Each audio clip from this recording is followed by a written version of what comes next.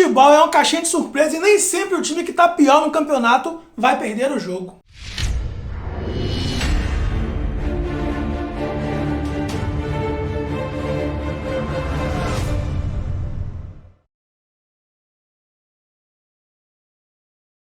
E aí, Rasta? Esse é o canal Barrudo, seja bem-vindo. Eu sou o Veloso, vou falar do Bahia que foi a Curitiba neste sábado e trouxe de lá um milagre. 2-0 Bahia na casa dos caras. E quem acreditaria nesse resultado, Rasta? Acho que uma minoria muito bem insignificante, mas o fato é que o Bahia foi lá e mostrou que futebol continua sendo uma caixinha de surpresa e tudo pode acontecer. E aconteceu. O Guto Ferreira, que eu costumo dizer que é um cara sortudo, cagão, costas largas, como dizem aí, e provou mais uma vez isso. Finalmente a sorte voltou pro lado tricolor e cai muito nas costas do senhor Guto Ferreira, que conseguiu trazer o que a gente mais precisava para esse grupo. Retorno da confiança, entrega e organização. Foi exatamente essas palavras que o senhor Guto Ferreira usou com bastante frequência na sua coletiva. Resgate da confiança, organização e entrega. E a gente vê sim que houve uma entrega. O Bahia, quando perdia a bola,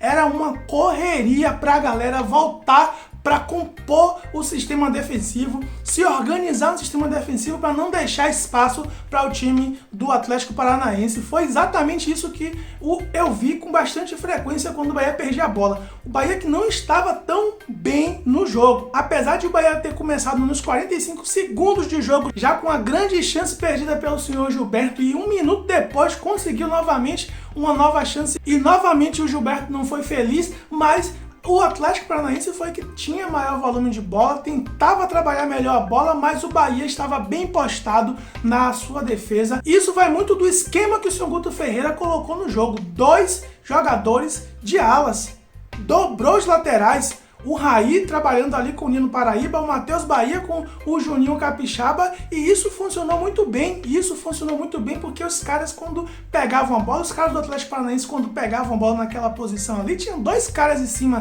dele, às vezes até 3, com o Mugni também ajudando na lateral esquerda, o Danielzinho caindo também pela direita. Então o Bahia foi bem eficiente na sua composição defensiva por conta de ter dobrado os laterais, e muitas vezes o Danielzinho e o senhor Mugni trabalhando como volante ali, ajudando bastante a defesa, fazia uma linha de 6 às vezes. Então isso foi muito importante, mostra a competência do senhor Guto Ferreira nesse estilo de jogo. Esse estilo de jogo ele sabe fazer muito bem. Ainda por cima, tendo as costas largas, sendo um cara sortudo, e eu costumo dizer que a sorte só acompanha quem tem competência, o Bahia foi bem eficiente no sistema defensivo. Teve falhas que a gente viu. Muitas vezes a bola, quando era cruzada no senhor Nino Paraíba, que ora escorregava, ora não alcançava a bola, o senhor Danilo Fernandes deu conta do recado. O senhor Voz Ativa deu conta do recado, Rasta. Quem acreditaria numa boa performance do senhor Danilo Fernandes?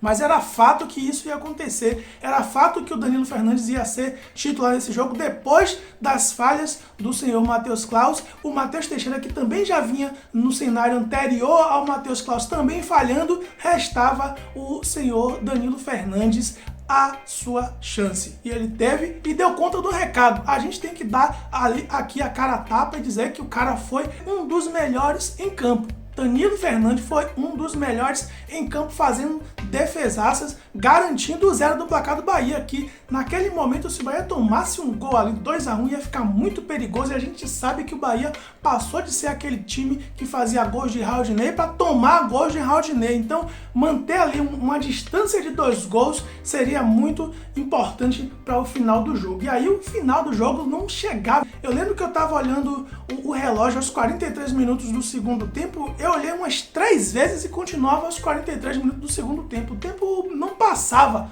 O tempo estava parado nos 43 minutos do segundo tempo. Mas o Bahia foi ali se segurando.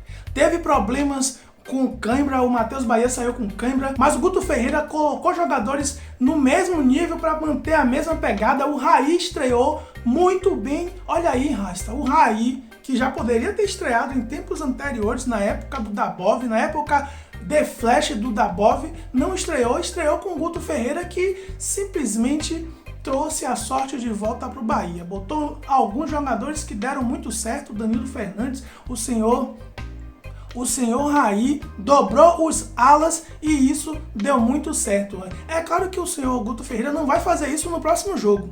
Tenho certeza que contra o time esverdeado vai ter uma nova leitura. Pode acontecer a mesma coisa? Pode, mas pode não acontecer porque, inclusive, cada jogo é um jogo. Então a gente tem que tentar ver o que é que o senhor Guto Ferreira vai colocar como um padrão de jogo para o Bahia e o que é que ele vai ficar variando, porque isso vai de jogo para jogo, de times adversário para times adversário, cada um tem um estilo de jogo. O time do Atlético Paranaense joga com 3 zagueiros, isso foi importante para a decisão do senhor Guto Ferreira dobrar os laterais e deixar ali um meio de campo mais postado, com o Daniel e com o senhor Mugni, ora com o Daniel, ora com o senhor Mugni, e o Bahia conseguiu fazer um gol no primeiro tempo que deu uma tranquilidade, uma bola arrasta que não era para ir para o senhor Gilberto. O Patrick, quando lança a bola, ele lança a bola para a lateral esquerda, raspa em alguém do Atlético Paranaense, sobra para o Gilberto que dá um cabeceio que foi praticamente um passe no pé do Raí, que teve a tranquilidade de chutar na direção do gol. E quando você chuta na direção do gol, rasta, é 50% de chance de fazer gol. E foi gol, e o Bahia abriria o placar naquele momento, deixava o time do Atlético Paranaense mais preocupado, jogando em casa, um retorno de sua torcida, a galera lá confiando pra caramba no técnico, e o que aconteceu? O Bahia abriu o placar mais uma vez. Só que é aquela história, eu não comemoro. Enquanto o juiz não apita, eu não comemoro. Fiquei do mesmo jeito, roendo as unhas, do mesmo jeito. E aí o Bahia terminou o primeiro tempo com 1-0 no placar, voltou pro segundo tempo, conseguiu logo aos 4 minutos deixar o que estava tranquilo ainda mais tranquilo. 2-0 Bahia com gol de Gilberto, Gilberto voltando a marcar em todos os jogos, nesse momento que a gente só tem o Gilberto na frente. Não temos outro, só temos o Gilberto. O Roda Gega ainda está contundido, apesar de ele ter estado lá no jogo assistindo na arquibancada, mas não estava relacionado para essa partida, e com isso só nos restava o senhor Gilberto. A gente precisa que o senhor Gilberto esteja no modo aceso. O nosso jogador vagalume, atacante vagalume, precisa estar mais aceso do que apagado. E nesses 2 últimos jogos, o Gilberto mostrou porque ele é o artilheiro do Campeonato Brasileiro e o maior artilheiro do Bahia no Campeonato Brasileiro. E com certeza foi o melhor jogador do Bahia nesse jogo. O melhor. Foi o cara que deu o passe para um Raí de cabeça, muito inteligente. Foi o cara que fez o gol. Tava devendo porque teve 2 chances claras de gol e conseguiu perder. Aquela aos 45 segundos do primeiro tempo, se ele tocasse para quem vinha do outro lado, talvez tivesse uma chance melhor, mas ele resolveu sem ângulo chutar em cima do goleiro. Não foi a melhor decisão, mas se redimiu e saiu como, na minha opinião, o melhor em campo, e o Bahia trouxe 3 pontos, que deu uma aliviada muito boa, já que o Sport venceu o seu jogo, abriu 3 pontos de vantagem para o Bahia. O Bahia conseguiu com isso colocar de novo o Sport no mesmo patamar, só que como o Bahia tem um triunfo a mais, o Bahia desceu o Sport. O Bahia está na 16ª colocação, mas corre muito risco de voltar para a zona de rebaixamento, porque no jogo contra o Santos, quem vencer o jogo vai voltar o Bahia para a zona de rebaixamento. Então seria muito importante que esse jogo terminasse em empate para que o Bahia pelo menos se mantesse fora da zona de rebaixamento e não ficar ali com tantos adversários tudo misturado. O próximo jogo do Bahia também será difícil. A gente já não pode ficar também colocando as nossas expectativas em Guto Ferreira lá em cima, porque cada jogo é um jogo, cada jogo é uma história. O Palmeiras vem de 2 porradinhas aí seguidas e vai vir querendo 3 pontos em cima do Bahia. E o Bahia a gente sabe que é aquele time que levanta defunto, então vamos com calma, Racha. Espero que o Guto Ferreira continue com suas costas largas e que dê tudo certo. A gente não pode dizer que nesse jogo teve pior em campo, eu não vi.